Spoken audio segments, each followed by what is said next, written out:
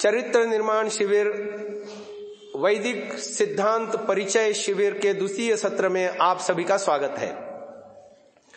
जो पहले सत्र में हमने आपको जो बातें बताई उनमें किसी को कोई शंका हो तो पूछ सकती हैं। सारी बात हाँ पूछिए।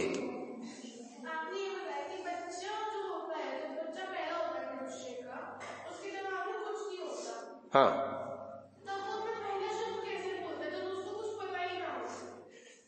बैठिए, बहुत अच्छा प्रश्न है। वो पहला शब्द बोलता ही नहीं, वो केवल रोता है। बच्चा जब पैदा होता है तो शब्द नहीं करता, वो रोता है। क्यों रोता है पता है?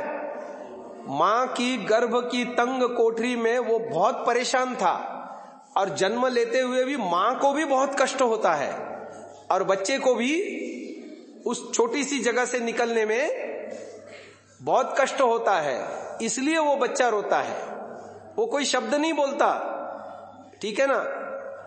कुछ बच्चे बहुत देर से बोलने लगते हैं, वो जब सीखेगा तो बोलेगा ना, सुनेगा तो बोलेगा। कोई शब्द नहीं बोलता बच्चा, केवल रोता है। रोने की क्रिया तो स्वाभाविक है कि कष्ट होता है तो आदमी रोता है ना, सुख होता है तो हंसता है, ठीक है। अच्छा, तो और किसी का कोई प्रश्न? इसका मतलब विषय समझ में आ गया सारा, किसी को कोई शंका संदेह नहीं है। आगे बढ़ते हैं। हमने आपको पिछले सत्र में बताया कि ईश्वर एक है और जीवात्माएं बहुत सारी हैं। क्या जीवात्माओं की संख्या निश्चित है? निश्चित नहीं है। हाँ, एक तो बेटी कह रही है निश्चित नहीं है, बाकी सब लोग कह रहे हैं निश्चित है। अच्छा, निश्चित है तो क्यों है, कैसे पता चला? और निश्चित नहीं है तो कैसे, हेतु दो। आप ये कहते हो निश्चित नहीं है, जीवात्माओं की संख्या निश्चित नहीं है, घटती बढ़ती है, आपका ये कहना है। जीवात्माएं घटती बढ़ती, निश्चित नहीं है का मतलब घटती बढ़ती हैं, हाँ? ऐसा मानते हो? जो घटते बढ़ते हैं वो शरीर हैं, योनियां हैं। योनियों में जीवात्माओं की संख्या घटती बढ़ती है, पर मूल जो जीवात्मा है वो घटती बढ़ती, क्योंकि वो पैदा ही नहीं होती और नष्ट भी नहीं होती। जो पैदा नहीं होती, वो नष्ट नहीं होती, उसकी संख्या तो कांस्टेंट होनी चाहिए ना। क्यों? जो चीज कभी पैदा ही नहीं हुई और जो चीज कभी नष्ट भी नहीं होगी, तो वो संख्या उसकी निश्चित होनी चाहिए या घटनी बढ़नी चाहिए? हाँ, इसलिए जीवात्माएं निश्चित हैं, परंतु जो शरीरधारी आत्माएं हैं वो संख्या घटती बढ़ती है। ठीक हो गया? अच्छा, इससे रिलेटेड एक और क्वेश्चन पूछता हूं। धरती पे मनुष्यों की संख्या ज्यादा है या पशु पक्षियों की? इसमें भी दो आंसर आ रहे हैं। अच्छा चलो हाथ खड़ा करके पूछवाते हैं। धरती पे पशु पक्षियों की संख्या ज्यादा है, मनुष्यों की संख्या कम है वाले हाथ खड़ा करें। अच्छा, किसी का हाथ नहीं उठा। अच्छा, धरती पर मनुष्यों की संख्या कम है, पशु पक्षियों की संख्या अधिक है वाले हाथ खड़ा करें। अभी भी नहीं हाथ खड़ा कर रहे हैं। तुम लोग इस पक्ष में भी नहीं हो, उस पक्ष में भी नहीं हो, तो किस पक्ष में हो? अच्छा, धरती पर मनुष्यों की संख्या ज्यादा है या पशु पक्षियों की संख्या ज्यादा है, हमें नहीं मालूम। नहीं मालूम वाले हाथ खड़ा करें। ऑब्वियसली जब तुमने पहले दो ऑप्शन में हाथ नहीं उठाया तो फिर अब हाथ खड़े करो ना, क्यों शर्मा रही हो? हमको नहीं मालूम, हमको कंफ्यूजन है। अच्छा, हाथ नीचे करो। एक दिन मैं डिस्कवरी चैनल देख रहा था, तो डिस्कवरी चैनल वाले बता रहे थे, मतलब उसमें वो बता रहा था व्यक्ति कि 1 स्क्वायर किलोमीटर समझते हैं? स्क्वायर माने चौरस। 1 स्क्वायर किलोमीटर में धरती के अंदर जितने कीड़े मकोड़े हैं उतने मनुष्य इस धरती पर है। आपने किसानों को देखा होगा ना, वो हल चलाता है हल चलाता है तो पीछे से उसके कुछ पक्षी आकर के कुछ चुन चुन के खाते हैं। हल चलाता है तो कीड़े मकोड़े निकल आते हैं, उनको खाने के लिए बहुत सारे पक्षी पीछे पीछे किसान के मंडराते रहते हैं ना। मुर्गी को कभी देखा है? मुर्गी को, मुर्गी क्या करती है, कचरा वगैरह जहां है उसको ऐसा मुंह से पहले उकेरती है, और उकेर के क्या करती है, कीड़े ढूंढ ढूंढ के खाती है ना। अब आप देखो धरती के अंदर, एक स्क्वायर धरती के अंदर जितने कीड़े मकोड़े हैं, चींटियां वगैरह सब कुछ आ गए, उतने धरती पर मनुष्य हैं। तो धरती पर कितने मनुष्य हैं? 7.5 अरब के लगभग इस समय, ठीक है, 7-7.5 अरब। और वो उतने कीड़े मकोड़े तो 1 स्क्वायर किलोमीटर में होती है, और धरती कितनी बड़ी है। अब पता चला, अभी तो कीड़े मकोड़ों की बात कही मैंने, पक्षियों की बात तो गिनी ही नहीं, प्राणियों की भी बात गिनी नहीं, जो वन्य प्राणी होते हैं, ग्राम्य प्राणी होते हैं, उनकी बात तो गिनी ही नहीं मैंने। अभी तो मछलियों की बात भी नहीं गिनी, ठीक है।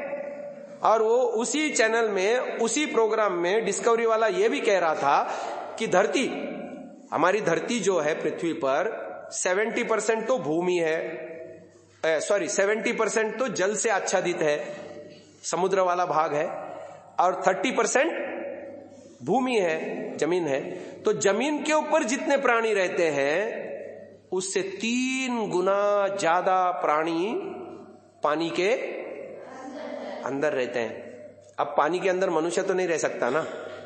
अब बताओ, अब ये माइंडसेट क्लियर हुआ कि नहीं? धरती पर पशु पक्षी ज्यादा हैं या मनुष्य ज्यादा है? समझ में आया? ये पशु पक्षी क्यों बनते हैं? परमात्मा क्यों इनके साथ पक्षपात करता है? हमको तो मनुष्य बना दिया और उनको पशु पक्षी बना दिया, और वो भी इतनी ज्यादा मात्रा में। अच्छा, परमात्मा पक्षपात नहीं करता, परमात्मा न्याय करता है। हमने छठा वाक्य क्या बोला था? परमात्मा सदा न्याय करता है। अब देखो, दुनिया में संख्या पशु पक्षियों की ज्यादा, और वो सारी निकृष्ट योनियां हैं, तो परमात्मा इतने लोगों के साथ बुरा क्यों करता है? क्योंकि इतने लोगों ने बुरे कर्म करे। मनुष्य जीवन को प्राप्त करके, अच्छा आपको पहले एक और फर्क बताते हैं। मनुष्य योनि को उभय योनि कहा गया। क्या कहा गया? हाँ, वो बेटी का ध्यान नहीं है इधर, वो उनसे बात कर रही है। हाँ, आपको ही कह रहा हूं, पीछे मत देखो। आपको 2-3 काम करने हैं। पहला काम सीधे बैठना, दूसरा काम आपको मेरी तरफ देखना, तीसरा काम आपस में बातचीत नहीं करना, ठीक है? हाँ, ये 3 काम करने हैं क्लास में। तो पशु पक्षी और मनुष्य से इतर जितने भी प्राणधारी हैं वे केवल भोग योनि है। क्या है? केवल भोग योनि। लेकिन मनुष्य एक ऐसा प्राणी है जो उभय योनि है। उभय माने दोनों काम, जो है कर्म योनि भी है और भोग योनि भी है। मनुष्य योनि कैसी है? उभय। उभय माने दोनों प्रकार के, कर्म योनि भी है और भोग योनि भी है। परंतु पशु पक्षी मनुष्य से इतर सारे के सारे कर्म योनि नहीं है। क्या है? वो कोई नए कर्म नहीं करते कि जिनका फल उनको मिले, बल्कि वो केवल अपनी सजा काट रहे हैं। कौन सी सजा काट रहे हैं? जब कभी वे पहले हमारे जैसे मनुष्य थे, आज जो गाय है, कुत्ता है, भेड़ है, बकरी है, या जो पेड़ बन के खड़ा है, पेड़ों में भी आत्मा होती है, मालूम है आपको? जो पेड़ बन के खड़ा है, ये जितने भी प्राणधारी हैं, जो कि असंख्य हैं, ये कभी हमारे जैसे मनुष्य थे। इनको भी मनुष्य जन्म मिला था, पर इन्होंने क्या करा? पाप कर्म इतने ज्यादा बढ़ा लिए। जैसा कि मैंने पहले सत्र में आपको कहा कि पाप कर्म और पुण्य कर्म जब 50-50% होते हैं तो साधारण मनुष्य के घर में जन्म मिलता है। पहली स्टेप। अब जब मनुष्य बनकर के जो व्यक्ति अपने पाप कर्मों की संख्या इतनी बढ़ा लेगा और पुण्य कर्मों की संख्या घट जाएगी। कल्पना करो, एक जीव ने मनुष्य शरीर पा करके नशा किया, व्यभिचार किया, चोरी की, अन्याय किया, डाके डाले, आतंकवाद किया। जघन्य से जघन्य अपराध है आतंकवाद, किसी को निरपराध कोई मार डालना। और ये जो बॉम्ब छाती पे लगा करके फट जाते हैं ना, है ना, कुछ लोग ऐसे होते हैं ना आतंकवादी, वो बहुत जघन्य पाप करते हैं। झूठ बोलना भी एक पाप है, वो छोटा पाप है, लेकिन किसी को जान से ही मार देना, और वो भी निरपराध को, जिसने उसका कुछ नहीं किया, कितना बड़ा पाप है। ऐसे पापों की संख्या यदि बहुत ज्यादा बढ़ जाती है तो कल्पना करो, एक आदमी के पाप कर्म हो गए 70%। कितने प्रतिशत? और पुण्य कर्म रह गए कितने? वापस 50-50 होने के लिए कितना प्रतिशत उसको भोगना पड़ेगा? जाकर के 20% का भोगना पड़ेगा ना, तब जाकर के वापस लेवल में आएगा। तो 20% पूरा होने तक जितनी योनियों में उसको वो कष्ट भोगना है, उतनी योनियों में परमात्मा उसको घुमाएगा। ये नहीं कि एक बार मर गया तो 84 लाख योनि, ऐसे बोला जाता है ना, आपने भी सुना होगा, 1,84 लाख योनियों में सारे जीवात्मा घूम के नहीं आते भाई, जिसका जितना बैलेंस है। क्योंकि हमारा छठा नियम क्या है? परमात्मा सदा क्या करता है? तो न्याय इसको कहेंगे कि उसने 10% बुरे कर्म किए, उसको भी 84 लाख योनियों में घुमा के लाओ, और जिसने 40% बुरे कर्म बढ़ा लिए अपने, उसको भी 84 लाख योनियों में, उसको न्याय नहीं कहते। न्याय यही है, जितना प्रतिशत का उसका बैलेंस वापस करने के लिए जितने योनियों में जाना चाहिए उतने ही योनियों में वो जाएगा। समझ में आ रही है नहीं आ रही बात? तो ये पशु पक्षी योनियां जेल है, केवल भोग योनि है, उसकी व्यवस्था सारी परमात्मा करता है। जैसे मनुष्य भी लोग जो पाप करते हैं, क्राइम करते हैं, अपराध करते हैं, उनके ऊपर मुकदमा चला करके सिद्ध हो जाने पर उसका क्राइम जेल में डाल देते हैं, मनुष्यों को डाल देते हैं ना। फिर उसके खाने पीने का प्रबंध सरकार करती है, उसके कपड़े लत्ते का भी सरकार प्रबंध करती है, उसको जेल में कपड़े अलग मिलते हैं, उसको रहने के लिए मकान भी बना रखे हैं जेल, तो कपड़ा, मकान, अन्न, वस्त्र सब सरकार देती है। ऐसे ही ये सारे पशु पक्षियों को नौकरी नहीं करनी पड़ती है, बिजनेस नहीं करना पड़ता, उनके लिए परमात्मा ने खाने पीने की सब सुविधाएं दे रखी है, पर उनको कष्ट में कष्ट भोगने के लिए छोड़ दिया। केवल मनुष्य योनि ऐसी है जो सुख से जी सकता है, लेकिन दुनिया में सबसे ज्यादा दुखी मनुष्य ही है। ये बात अभी सच नहीं लग रही ना? अभी बताता हूं। निरोग रहना सुख है या रोगी होना सुख है? है ना? रोगी होने से दुखी होता है ना। और पता है, दुख पापों का फल है, सुख पुण्य का फल है। पुण्य माने अच्छा काम, भला काम, सही काम। सही काम करने से आदमी सुखी होता है, भला काम करने से आदमी सुखी होता है, धर्मयुक्त आचरण करने से सुखी होता है। और बुरा काम करने से आदमी दुखी होता है, बुरा काम करने से आदमी असफल होता है, दुखी होता है। अधर्म करने से, पाप करने से, है ना, उल्टे काम करने से आदमी दुखी होता है। अब मेरे को बताओ, मनुष्य बुद्धिमान है या पशु पक्षी? पशु पक्षी बुद्धिमान है या मनुष्य बुद्धिमान है? दोनों की तुलना में कौन बुद्धिमान ज्यादा है? मनुष्य ज्यादा बुद्धिमान है। अच्छा, ये बताओ, मनुष्यों के डॉक्टर ज्यादा हैं या पशु पक्षियों के? तो मनुष्य बुद्धिमान कहां हुआ? यदि मनुष्य बुद्धिमान होता तो उसको स्वस्थ रहना चाहिए था, वो स्वस्थ नहीं है। ये किससे पता चला? डॉक्टरों की संख्या से, हॉस्पिटलों की संख्या से। जानवरों के हॉस्पिटल ज्यादा हैं या मनुष्यों के हॉस्पिटल ज्यादा हैं? जगह जगह देखो, कोई ना कोई डॉक्टर मिलेगा आपको, हर गली मोहल्ले में। और फिर बड़े बड़े अस्पताल मिलेंगे। ऐसे जानवरों के अस्पताल थोड़ी है, एक आध होगा, इक्का दुक्का पूरे जिले में। और वो भी पेट्स के लिए होता है। पेट्स समझते हो ना? पालतू जानवरों के लिए। और जंगलों में रहने वाले जानवरों के कोई डॉक्टर हैं क्या? आपने सुना है कभी शेर का डॉक्टर, चीते का डॉक्टर, हाथी का डॉक्टर, कौवे का, चिड़िया का डॉक्टर? ये लोग कैसे स्वस्थ रहते हैं? और हम मनुष्य इतने बीमार क्यों पड़ रहे हैं? बीमार पड़ना पाप कर्म का फल है, उल्टे कर्म का फल है। ऐसा कैसे हो लिया? कारण बताऊं? मनुष्य के पास एक विशेषता है जिसका वो दुरुपयोग करता है। कौन सी विशेषता? पहचानो तो, बोलो। कर्म स्वतंत्रता। कर्म स्वतंत्रता माने राइट टू चूज। मनुष्य के पास कर्म स्वतंत्रता है जो अन्य पशु पक्षी प्राणियों में बिल्कुल नहीं है। एग्जाम्पल देके समझाता हूं। शेर और गाय का।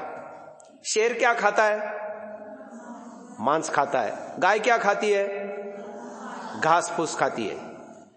अब एक शेर को यहां एक खंबे से बांध दो, गले में संकल लगा करके, लोहे की संकल लगा करके, चैन लगा करके शेर को बांध दो, और उसके ठीक सामने गाय को भी चैन से बांध दो। अब उनका ऑपोजिट फूड उनके सामने परोस दो। शेर के सामने तो ताजा ताजा घास ला करके परोस दो, और गाय के सामने ताजा ताजा मांस ला करके परोस दो। क्या शेर ये सोचेगा अभी तो मैं भूखा मर रहा हूं, इससे तो मैं मर ही जाऊंगा, अब ये घास खा करके अपनी जान तो बचा लूं, बाद में जब यहां से आजाद हो जाऊंगा, छूट जाऊंगा, तो फिर अपने ओरिजिनल फूड पे आ जाऊंगा? क्या शेर ऐसा सोच सकता है? वैसे ही, ठीक वैसे ही वही पोजीशन है गाय की भी। अब वो गाय भी ऐसा सोच सकती है क्या, अब तो मेरी प्राण जो है ना, भूख से मैं मरी जा रही हूं, अभी इसको खा लेती हूं, मांस को, किसी तरह जान बचा लेती हूं, है ना, और फिर जब वापस मैं आजाद हो जाऊंगी तो वापस अपने ओरिजिनल फूड पे आ जाऊंगी। क्या गाय ऐसा सोच सकती है? They have no choice. कर्म करने की स्वतंत्रता नहीं है। परमात्मा ने उनके लिए पहले से मस्तिष्क में, जैसा मैंने कहा ना, पशु पक्षियों का ज्ञान स्वाभाविक होता है, उनको पहले से भोग तय कर दिया परमात्मा ने, तुमको यही भोग करना है। गाय के लिए तय कर दिया तुमको घास फूस ही खाना है, और हर घास फूस नहीं। देखो, ये तंबाकू का पत्ता कोई प्राणी नहीं खाता, ये मनुष्य उसमें चूना लगा लगा करके खा जाता है? गाय के सामने तंबाकू का पत्ता ला करके रख दो, वो सूंघेगी और रिजेक्ट कर देगी, उसको खाएगी नहीं। समझ में आ रहा है या नहीं आ रहा है? उनका भोग नियत है। तो ये जो परमात्मा ने इतनी बड़ी सृष्टि में इतनी ज्यादा मात्रा में पशु पक्षी बनाए हैं, ये क्या बताता है? ये हमको इंगन देता है, सावधान करता है। देखो हमारी दुर्दशा, देखो हमको इतना परतंत्र बना दिया है ना, आप चेत जाओ। वो किनको कह रहे हैं? हमको कह रहे हैं। ये पशु पक्षी हमको सावधान कर रहे हैं। हमने भी तुम्हारा जैसा शरीर धारण किया था, जो सर्वश्रेष्ठ योनि है, मनुष्य की योनि सर्वश्रेष्ठ है, उसको हमने प्राप्त किया था, और हमने गलतियां की जिसकी सजा हम आज क्या कर रहे हैं? भोग रहे हैं। और यदि तुम भी हमारे जैसी गलतियां करोगे तो तुम्हारी भी हमारे जैसी दुर्गति निश्चित होगी। लोग क्या करते हैं मालूम? धड़ल्ले से पाप करते हैं, पाप से नहीं डरते, पर उनको न्याय व्यवस्था दिखती नहीं। अच्छा एक बात बताओ, बिजली है, बिजली क्या करती है? करंट मारती है, और वो असह्य होता है, झटका लगता है ना। अरे बिजली की नंगी तार छुओ तो झटका लगेगा या नहीं लगेगा? और जान भी जा सकती है ना। कोई जानबूझ करके उस बिजली की नंगी तारों को छुएगा क्या? सपने में भी नहीं छुएगा। क्यों? क्योंकि उसको ये मालूम है कि बिजली की तारों को छूने से मेरे को झटका लगेगा, मेरी मौत भी हो सकती है।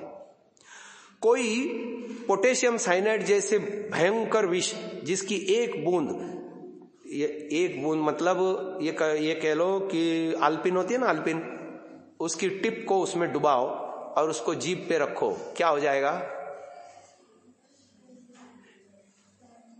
पेंसिल की नोक होती है ना, पेंसिल की नोक को उसमें साइनाइड में डुबाओ, बहुत भयंकर जहर होता है, और उसको जीभ पे रखो, अगले ही पल वो आदमी मर जाए। इतना भयंकर, सबसे भयंकर विष होता है। उस विष को कोई चखने की चेष्टा करेगा? नहीं करेगा ना, नहीं करेगा। जैसे ये ज्ञान है मनुष्य को, ऐसे ही जो हमारा छठा नियम था ईश्वर के विषय में, छठी बात हमने बताई थी कि ईश्वर सदा, इसका ज्ञान विज्ञान लोगों को इस तरह से नहीं है। जैसे बिजली का झटका खाने से मौत हो सकती है, जैसे साइनाइड को जुबान पे लेने से मौत हो सकती है, जैसे आग में हाथ डालने से हाथ, कोई विकल्प नहीं है, बच नहीं सकते हम। ऐसे ही झूठ बोलने वालों को, चोरी करने वालों को, अन्याय करने वालों को, व्यभिचार करने वालों को, नशा करने वालों को, अपराध करने वालों को वैसा ज्ञान नहीं है। सामान्य रूप से तो ज्ञान है कि हमको ईश्वर देखता है और ईश्वर हमको दंड भी देता है, परंतु वैसा ज्ञान नहीं है जैसा बिजली के संबंध में है, अग्नि के संबंध में है ना। समझ में आ रही बात? इसलिए लोग धड़ल्ले से पाप किए जा रहे हैं, झूठ बोले जा रहे हैं, चोरी किए जा रहे हैं, पर वे बचेंगे नहीं। हमको कैसे पता लगे? हम उन प्राणियों को देख करके पता लगे, उनको देख देख करके हम ये अपनी मति बनाएं कि मैं अपने आप से प्रश्न पूछे, क्या मैं ऐसी दुर्गति को प्राप्त होना चाहता हूं? बोलो हाँ या ना। तो मुझे झूठ नहीं बोलना चाहिए, चोरी नहीं करनी चाहिए, अन्याय नहीं करना चाहिए, किसी को दुखाना नहीं चाहिए, किसी का हक छीनना नहीं चाहिए, पर उसके अगेंस्ट क्या करना चाहिए? और क्या मैं ये चाहता हूं आज मैं जिस भी पोजीशन में हूं, चाहे शूद्रत्व में हूं, वैश्यत्व में हूं, क्षत्रियत्व में हूं, ब्राह्मणत्व में हूं, क्रमशः मुझे अपना उन्नयन करना है या नीचे गिरना है? क्या करना है? उन्नयन करना है। तो मुझे पुण्य कर्म करने चाहिए। अनेकों जन्मों में पुण्य कर्म करता करता करता करता आता है, तब ये मनुष्य का जन्म मिलता है। अब वो पुण्य कर्म तो हमारे खर्च हो गए, ये जन्म मिल गया, अगला भी जन्म यदि हमको मनुष्य का चाहिए और वो भी बेटर चाहिए, गुड बेटर बेस्ट चाहिए, तो हमको कर्म भी गुड बेटर करने ही होंगे। देयर इज नो ऑप्शन, नहीं तो हम नीचे जाने वाले हैं, नीचे जाने वाले हैं, निश्चिततः नीचे जाने वाले हैं। कोई नहीं बचा सकता, क्योंकि ईश्वर सदा क्या करता है? न्याय करता है। चलो एक छोटा सा गीत बोलते हैं। हो रही धरा विकल, हो रहा गगन विकल, इसलिए पड़ा निकल है आर्यों का वीर दल। हो रही धरा विकल, हो रहा गगन विकल, इसलिए पड़ा निकल है आर्यों का वीर दल। असंख्य कीर्ति रश्मियां विकीर्ण तेरी राहों में, सदैव से विजय रही है वीर तेरी बाहों में। रुके कहीं न एक पल प्रवाह जोश का प्रबल, है आर्यों का वीर दल, आर्यों का वीर दल। हो रही धरा विकल, हो रहा गगन विकल, इसलिए पड़ा निकल है आर्यों का वीर दल। ऋचाएं वेद की लिए, सुगंध होम की लिए, जिधर से हम पड़े निकल, जले अनेक ही दिए। सभी प्रकार से कुशल, सभी प्रकार से सबल, है आर्यों का वीर दल, आर्यों का वीर दल। हो रही धरा विकल, हो रहा गगन विकल, इसलिए पड़ा निकल है आर्यों का वीर दल। गीत अच्छा लगा तो एक बार ताली बजाओ। अच्छा, आपको पता है आप लोगों के लिए आर्यवीर दल के मैंने बहुत सारे गीत स्टूडियो में गाए हैं। ये वाला गीत भी स्टूडियो में गाया है। इससे पहले किसी ने सुन रखा था? किस किस ने सुना है? ओके, कई लोगों ने सुना है। अच्छा, ये लोग नियमित शाखाओं में जाने वाले हैं। ओके, तो आप लोग कॉपी खोलो और एक वर्ड लिख लो। सब लोग कॉपी खोलो, लिखो S for Santa Claus. S, केवल एस लिखना है, सांता क्लॉज नहीं लिखना है।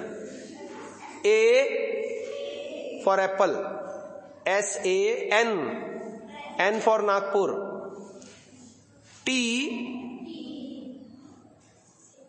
A, again A, S, A, शांत सा, SANTASA। ये एक ऐप है, मोबाइल ऐप है। इसको गूगल प्ले स्टोर से आप लोग डाउनलोड करें। आप में से किन किन बहनों के पास अपना पर्सनल मोबाइल है? 1 2 3 4 5 6 7 लोगों के पास है। ये ऐप सभी आर्य वीरांगनाओं के अपने पर्सनल मोबाइल में डाउनलोडेड होना चाहिए। आपके पास मोबाइल नहीं है, कोई प्रॉब्लम नहीं, अपने मम्मी पापा या बड़े भाई जो भी है उनके मोबाइल में इसको डाउनलोड करो। मेरे द्वारा गाए हुए 140 गीत आपको उसमें मिलेंगे। कितने? हाँ, तो इसमें आप ये डाउनलोड करेंगे तो ये ऐप आपको इस तरह से दिखेगा, है ना। अब उसको खोलेंगे तो ये गीत संगीत पहला ही ऑप्शन है, उसको टैप करेंगे तो बहुत सारे उसमें ऑप्शंस आते हैं। तो उसमें आप स्क्रॉल करके देख लेना। आर्यवीरदल नाम का एक ऑप्शन आएगा, उसमें आर्यवीरदल संबंधी गीत होंगे। आर्य समाज का ऑप्शन आएगा, आर्य समाज से रिलेटेड गीत होंगे। ईश्वर भक्ति, देशभक्ति, बहुत सारे गीत मैंने उसमें गा गा करके स्टूडियो में अपलोड करके रखे हैं। ऐप में से आप सुन सकते हैं। ओके, अब आगे विषय को बढ़ाते हैं। चलिए, तो अब थोड़ा सा मैं आपको अपने खुद का परिचय कराता हूं। हमारा एग्जिस्टेंस है, एग्जिस्टेंस माने शरीर, वो 3 भागों में डिवाइडेड है। कितने भागों में? 3 भागों में डिवाइडेड है। सबसे आउटर लेयर को कहते हैं स्थूल शरीर। क्या कहते हैं? स्थूल शरीर। जो हमारा इनर एग्जिस्टेंस है उसको कहते हैं सूक्ष्म शरीर। क्या कहते हैं? हाँ, सूक्ष्म शरीर। और जो हमारा ऐसा भी एक एग्जिस्टेंस है जो 3 अनादि पदार्थ बताए थे ना, उसको कहते हैं कारण शरीर। क्या कहते हैं? The root cause of the universe, कारण शरीर। कितने हो गए? 3 हो गए ना। कौन कौन से हो गए? सूक्ष्म शरीर, कारण शरीर।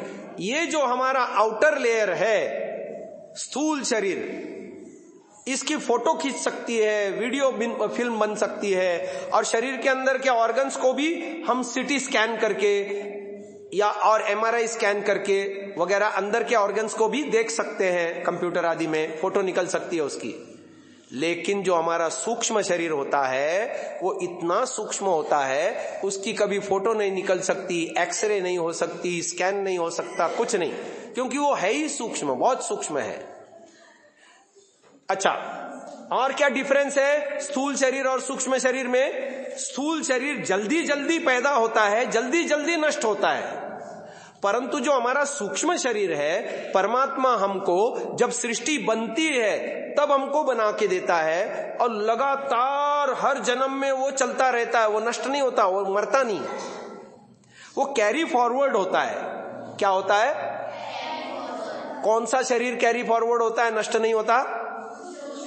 सूक्ष्म शरीर नष्ट नहीं होता। जब शरीर त्यागता है जीवात्मा, प्राण निकलते हैं, तो प्राणों के साथ सूक्ष्म शरीर भी जीवात्मा के साथ एक शरीर से निकल के दूसरे शरीर में चला जाता है, वो मरता नहीं सूक्ष्म शरीर। ये समझ में आ गया? आगे चलो, एक और डिफरेंस है इन दोनों के बीच में, स्थूल और सूक्ष्म में। क्या डिफरेंस है? स्थूल शरीर का संबंध लिंग और जाति से होता है। लिंग माने जेंडर, पुरुष, स्त्री, नपुंसक आदि। जेंडर समझते हैं? हाँ। स्थूल शरीर का संबंध जेंडर से होता है, पर सूक्ष्म शरीर का संबंध जेंडर से या जाति से नहीं होता। क्यों नहीं होता? क्योंकि ये नष्ट नहीं होता। यदि नष्ट होता तो इसके साथ इसका संबंध हो सकता था, परंतु अब देखो, पिछले जन्म में वो स्त्री था, अगले जन्म में उसके कर्मों के आधार पर उसको पुरुष बना दिया परमात्मा ने, लेकिन सूक्ष्म शरीर तो नष्ट नहीं हुआ ना, वही का वही है। इसलिए जेंडर चेंज होने पर भी सूक्ष्म शरीर वही का वही है। ऐसी जाति किसको कहते हैं? समान प्रसवात्मिका इति जाति, जिसकी प्रसव होने की प्रक्रिया एक जैसी हो अथवा जो जन्म से लेकर के मृत्यु पर्यंत एक जैसी बनी रहे, उसका नाम है जाति। जैसे हम मनुष्य हैं, कोई कुत्ता जाति में पैदा हुआ, कोई बिल्ली, कोई बकरा, गाय आदि, ये जातियां हैं। पशु, पक्षी, कीट, पतंग, ये सब जातियां हैं अलग अलग। मनुष्य जाति, पशु, पक्षी, कीट आदि जाति। ये जाति का संबंध भी हमारे स्थूल शरीर के साथ है, इसका संबंध सूक्ष्म शरीर के साथ क्यों? क्योंकि पशु पक्षी से आगे कर्मों का फल भोग करके 50% अच्छे बुरे कर्म हो जाएंगे तो उसको तुरंत अगला जन्म मनुष्य का मिल सकता है, लेकिन सूक्ष्म शरीर तो वही का वही ट्रांसफर होके आ रहा है, कैरी फॉरवर्ड होके आ रहा है। इसलिए सूक्ष्म शरीर का संबंध ना जाति से है ना लिंग से। लिंग माने जेंडर, पुरुष या स्त्री के साथ सूक्ष्म शरीर का संबंध नहीं है। तो स्थूल शरीर में क्या होता है और सूक्ष्म शरीर में क्या क्या कंपोनेंट्स हैं, उसको लिख लो। सबसे पहले स्थूल शरीर में क्या क्या होता है लिखो। रस, रक्त, मांस, मेद, अस्थि, मज्जा, शुक्र। आयुर्वेद ये कहता है ये 7 धातुएं होती हैं। मैंने ये 7 धातुएं बताई आपको। जो भी हम भोजन खाते हैं, दूध पीते हैं या फलों का जूस पीते हैं, जो भी लिक्विड सॉलिड रूप में हम अन्न लेते हैं ना, इंटेक करते हैं, उसका सबसे पहले क्या बनेगा? रस बनेगा। रस नाम की धातु बनेगी। रस से आगे अगली धातु क्या बनेगी? रक्त, जिसको हम अंग्रेजी में कहते हैं ब्लड, हिंदी में कहते हैं खून। हाँ, रक्त से अगला मांसपेशी बनेगी, जिसको अंग्रेजी में कहते हैं सेल्स, है ना, मांसपेशियां। रक्त से मांस से क्या बनता है? मेद कहते हैं अंग्रेजी में फैट को, हिंदी में हम उसको कहते हैं चर्बी, है ना। और मेद से, ये सारे संस्कृत वर्ड हैं, रस, रक्त, मांस, मेद, अस्थि, मज्जा, शुक्र, ये संस्कृत वर्ड है, ठीक है ना। उसका हिंदी भी बता रहा हूं मैं आपको। मेद से अगला पदार्थ क्या बनेगा? अस्थि, बोन को कहते हैं, हड्डियां। अस्थि माने बोन। जिनको समझ में नहीं आ रहा है उसका विकल्प आगे, पर्यायवाची आगे लिख के रखो ताकि आपको समझ में आ जाए। अस्थि के बाद अगला शब्द क्या है? मज्जा। अंग्रेजी में उसको कहते हैं बोन मैरो। बोन मैरो एक लिक्विड पदार्थ होता है जो जॉइंट्स में, हड्डियों के अंदर पाया जाता है, बोन मैरो, ठीक है ना। डार्क ब्राउन ऐसे कलर का होता है बोन मैरो। मज्जा से अगला पदार्थ क्या बनेगा? शुक्र के 2 विभाग हैं। फॉर मेल उसका नाम है वीर्य एंड फॉर फीमेल उसका नाम है रज। शुक्र एक धातु है, कॉमन नेम है उसका। मेल के लिए है वीर्य और फीमेल के लिए है रज। ये हमारा ढांचा जो है ना, बाहरी आउटर लेयर, जिसकी फोटो खींच सकती है, जिसकी वीडियो बन सकती है, जिसका स्कैनिंग हो सकता है, ये 7 धातुओं में विभक्त है। बोलो, रस, रक्त, मांस, मेद, अस्थि, मज्जा, शुक्र। अच्छा, सूक्ष्म शरीर में क्या क्या होता है लिख लो। सूक्ष्म शरीर, अंतःकरण चतुष्टय। करण चतुष्टय। अंतः माने भीतर के, करण माने साधन या अंग्रेजी में टूल, है ना। अंदर के काम करने के टूल कितने? 4। चतुष्टय माने 4। समझ में आया? अंतः माने क्या? अंदर। करण माने क्या? टूल या उपकरण या साधन। हाँ? और चतुष्टय माने वो 4 कौन से? लिख लो। मन, बुद्धि, चित्त, अहंकार। ठीक है, ये तो है एक भाग, अंतःकरण चतुष्टय। और क्या होता है, और भी चीजें होती हैं सूक्ष्म शरीर में। लिखो 10 इंद्रियां, नहीं 11 नहीं, 10 इंद्रियां। 10 इंद्रियां, 5 ज्ञानेन्द्रियां और 5 कर्मेंद्रियां। ज्ञानेन्द्रियां सेंस ऑर्गन्स और 5 कर्मेंद्रियां डीड ऑर्गन्स।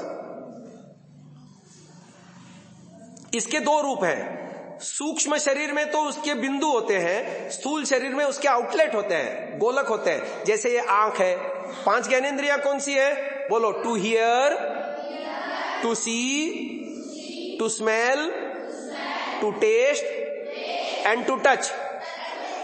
5 ज्ञानेन्द्रियां हो गई।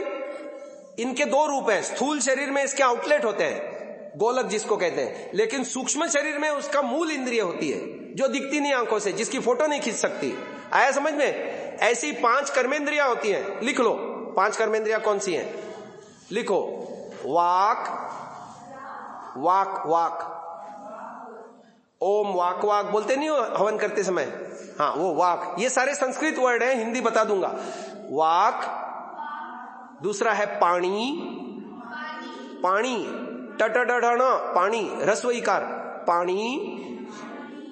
पाद, पाद, पायु, उपस्थ। ये संस्कृत वर्ड है। अब इसका हिंदी सुन लो। वाक माने बोलना, टू स्पीक। वाक माने क्या, बोलना, टू स्पीक।